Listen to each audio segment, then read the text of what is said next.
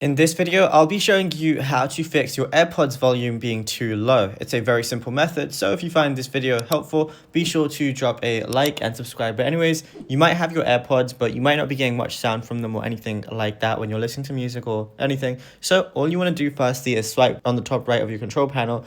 And then you'll see, your Bluetooth connected devices. Firstly, you want to make sure that you're actually connected to your AirPods Pro. If you're not, just toggle off Bluetooth and toggle it back on again and then reconnect to your AirPods Pro. Secondly, what you want to do is make sure the volume slider on your control panel is up when you have your AirPods Pro connected. Then what you want to do after that is go over to your settings application. Once you're in your settings, it's going to look something like this, and you want to scroll down until you find sounds and haptics. So just want to go ahead and click on that, and then from here you're going to see a lot of different options, but you want to scroll down and you're going to see headphone safety. So you just want to click on headphone safety, and you just want to, if reduced loud audio is turned on, by default it's going to be like 85 decibels or 90 decibels. If you have it turned on, you want to turn this off, and then try and use your AirPods again whenever you're listening to music or anything. Max out the volume, and then you should be good to go.